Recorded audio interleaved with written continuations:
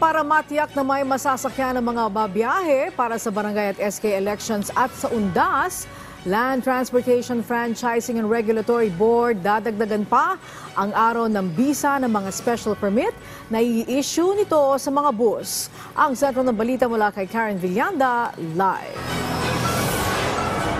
Angelic, ngayon palang pinaghahandaan na ng LTFRB yung dagsa ng mga pasaherong uuwi sa kanilang mga probinsya para nga makaboto sa eleksyon dahil susundan pa nga ito, Angelic, ng araw ng UNDAS. Kaya naman dahil dito ay pinalawig ng LTFRB yung mga special permit para sa mga pampublikong transportasyon. Inaasahan ng LTFRB na mas madadagdagan ang mga babiyahe ngayong UNDAS. Bago kasi mag-November 1 ay mauna na muna ang barangay at SK elections sa ika-30 ng Oktubre. Dahil dito pinalawig ng LTFRB ang mga special permit na ibinibigay sa mga pampublikong transportasyon para madagdagan ang mga bumabiyahe sa ilang ruta. Magsisimula ito mula October 20 at maaaring magamit ang mga operator at driver hanggang sa November 6. Yung mga nakarano kasi natin, pagka medyo may mga ipit na araw at dinideclare ho ng ating pamahalaan ay nagkaroon po ng pagkukulang sa ating mga public transport. Kaya kung mapapansin nyo yung ating All Souls Day ngayon, All Saints Day, ay nasa gitna na naman ng ating week. At may kasabay po itong weekend, kaya minabuti po ng LTFRB na habaan ito para po mas hindi ho mahirapan yung pag-alis at pagbalik po ng ating mga kababayan sa kanila po mga probinsya.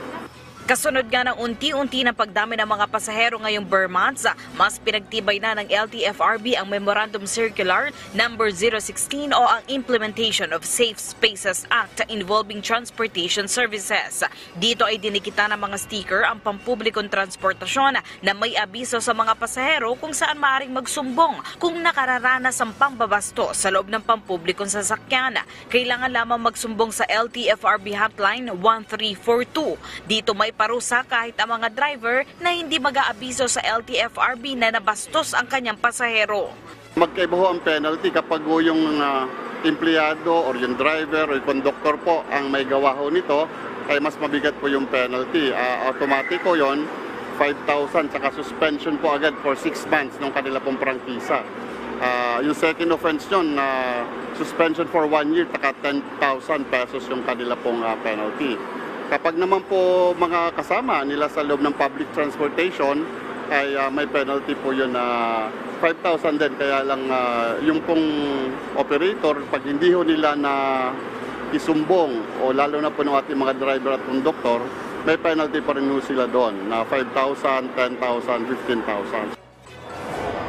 Angelic, ayon sa LTFRB, maaring isumbong sa kanila kahit yung pagtitig lamang, Angelic, ng may pagnanasa at iba pang uri ng pambabastos. Angelic. Okay, bukas tuloy ba itong pagdinig ng LTFRB hinggil sa taas sa pamasahe?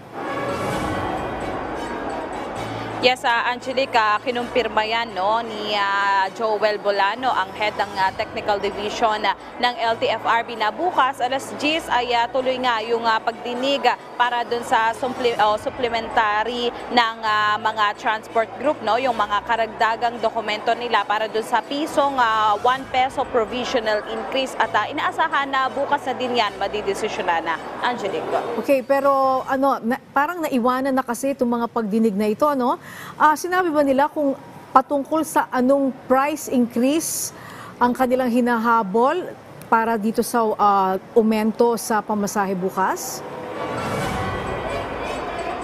Yes, Angelic, nung September 27 nga ay 28 ay sabay-sabay na dininig yung mga naiwanang petisyon na mga transport group. Mayroon yan 2 permanenteng 2 pesos sa dagdag sa pamasahe. May 5 piso pa nga, Angelic, at itong 1 peso provisional increase. Bukas yung didinigin ay yung mga karagdagang hiningi ng LTFRB na dokumento sa mga transport group para nga dito sa 1 peso provisional increase. Angelica. Okay, malinaw. Maraming salamat sa iyo, Karen Villanda.